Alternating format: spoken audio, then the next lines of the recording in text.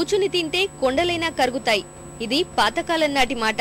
ఉన్నాయి కదా అని ఇష్టం వచ్చినట్లు వాడుకుంటూ పోతే చెరువులు, కాల్వలు, నదులే కాదు చివరకు భూగర్భ జలరాశులు కూడా ఆవిరైపోతాయి. ఇది కళ్ల ముందు నిలిచిన సత్యం. అఖండ పాతాళ గంగ సైతం ఒట్టిపోతోంది. నేటి తరం ఊహకు కూడా అందని నీటి సంక్షోభం దేశాన్ని ఉక్కిరిబిక్కిరి చేయనుంది. అంచనాలకు అందని రీతిలో కరిగిపోతున్న భూగర్భ జల నిల్వలు పూర్తిగా అడుగంటితే ఇప్పుడు అవే ప్రమాద ఘంటికలు. దేశవ్యాప్తంగా ప్రతి ఒక్కరూ తక్షణం దృష్టి సారించాల్సిన నీటి సంక్షోభ సమస్య తెరపైకి ఇప్పటికే వచ్చింది.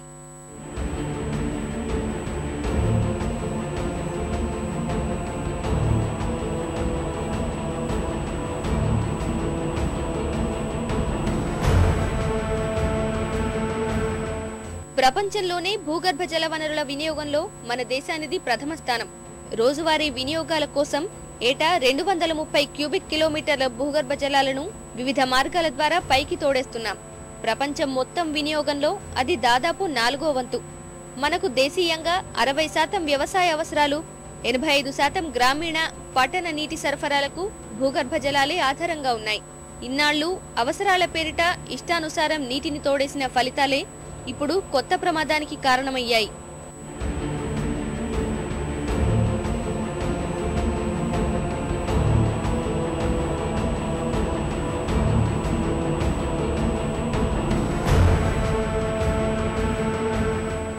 మరీ ముఖ్యంగా గడిచిన దశాబ్ద కాలంగా నీటి వనరుల విచ్చలవిడి వినియోగం పరిస్థితిని ఆందోళనకర స్థాయికి చేర్చింది.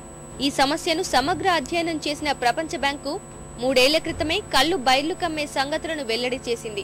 పరిస్థితి ఇలాగే కొనసాగితే 2025 నాటికి భారతదేశంలో 60% భూగర్భ జలాలు పూర్తిగా అడుగంటిపోతాయని హెచ్చరించింది.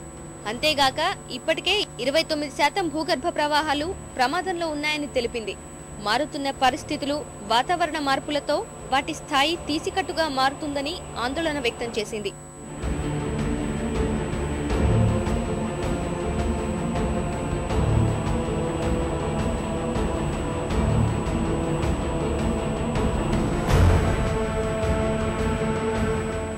మన కేంద్ర జల సంఘం గణాంకాల ప్రకారం దేశంలో మొత్తం 5723 భూగర్భ జలాల నీటి నిల్వల్లో 1615 బ్లాకులు అధిక వినియోగంతో నష్ట నివారణ చర్యలు చేపట్టాల్సిన స్థితిలో ఉన్నాయి. వీటిలోనూ 108 బ్లాకుల్లో తక్షణమే దిద్దుబాటు చర్యలు చేపట్టాలని జల సంఘం మార్గదర్శకాలు జారీ చేసింది. లేని పక్షంలో వ్యవసాయోత్పత్తిలో సుస్థిరత అనే కలగానే మిగిలిపోతుంది. ఆహార భద్రత లక్ష్యాలను కకావికలం చేసి వృద్ధి రేటుపై గణనీయ ప్రభావం చూపుతుంది. ఫలితం రానున్న రోజుల్లో దాదాపు దేశీయ వ్యవసాయ రంగంలో 1 వంతు భూమి సాగుకు పూర్తిగా దూరమవుతుందని అంతర్జాతీయ అధ్యయనాలు హెచ్చరిస్తున్నాయి.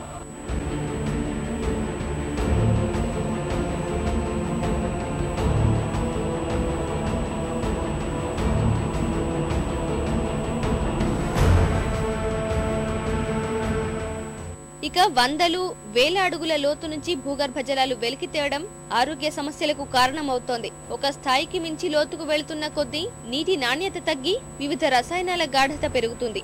ఆ జలాలు హానికరంగా మారుతున్నాయి. ఉత్తర భారతం నుంచి రాష్ట్రంలోనూ ప్రాణాలు తోడేస్తున్న ఫ్లోరైడ్ పీడకు లోతైన భూగర్భ జలాలే ప్రధాన కారణం.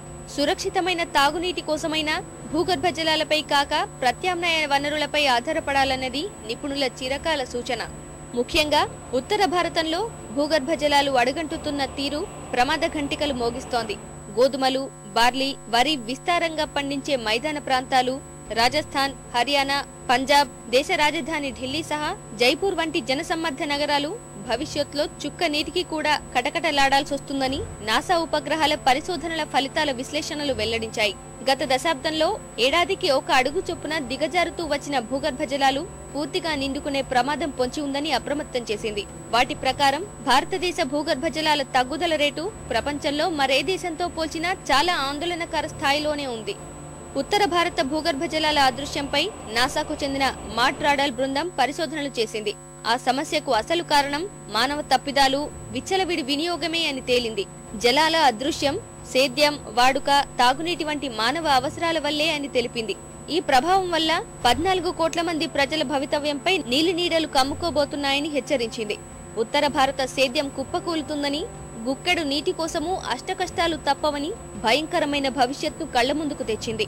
నాసా కంటే ముందు అదే సమస్యపై అధ్యయనం చేసిన కాలిఫోర్నియా విశ్వవిద్యాలయం జెట్ ప్రొపల్షన్ పరిశోధనశాలలకు ఇవే తరహా ఫలితాలు వచ్చాయి.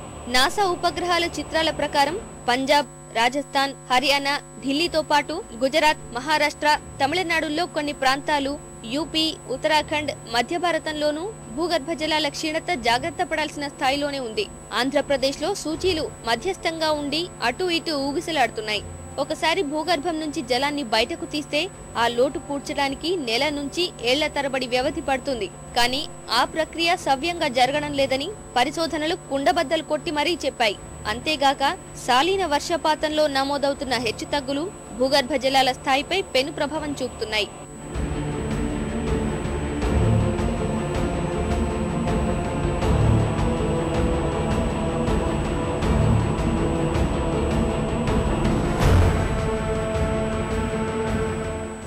ఆహార భద్రత పేరుతో ముందు వెనక చుడక పరుగులు పెడుతున్న ప్రభుత్వ విధానాలు భూగర్భ జల వనరులను ఆవిరి చేసేస్తున్నాయి. ఆ విషయాన్ని సవివరంగా వివరించిన ప్రపంచ బ్యాంకు నివేదిక ప్రధానంగా దృష్టి సారించిన అంశాలెన్నింటినో ప్రస్తావించింది. ఉదాహరణకు 1963 నుంచి 66 మధ్య తీవ్ర వర్షాభావ పరిస్థితుల కారణంగా దేశ వ్యవసాయోత్పత్తిలో దాదాపు 20% క్షీణత నమోదైంది. కానీ 1987 నుంచి 88 మధ్య అదే స్థాయిలో అనావృష్టి వచ్చినా అది వ్యవసాయ ఉత్పత్తిపై నామమాత్రంగానే ప్రభావం చూపింది. దేశవ్యాప్తంగా బోరుబావుల వినియోగం ఏ స్థాయిలో పెరిగిందో చెప్పడానికి అదో మచ్చుతునకే. బోరుబావుల సాయంతో వర్షం ఉన్నా లేకున్నా సాలీన 2 పంటలు పండిస్తున్న దేశ రైతన్నలు ప్రస్తుతానికి గండం గట్టెక్కేస్తున్నారు. రానున్న ఆపత్కాలానికి సమాధానం ఎవరి వద్ద లభిస్తుంది? లెక్క పత్రం లేని భూగర్భ జలాల వినియోగంపై గణాంకాలు మన వారి వద్ద లేవు. రాత్రికి రాత్రే బోరుబావుల వినియోగంపై నిషేధం, భూగర్భ జలాల వాడకంపై పరిమితులు సాధ్యం కాకపోవచ్చు. భవిష్యత్ తరాలు పదిలంగా ఉండాలంటే మాత్రం ప్రత్యామ్నాయ చర్యలపై దృష్టి పెట్టడానికి సమయం సమీపించిందనేది భూగర్భ జలాల అధ్యయనకారుల హితబోధ.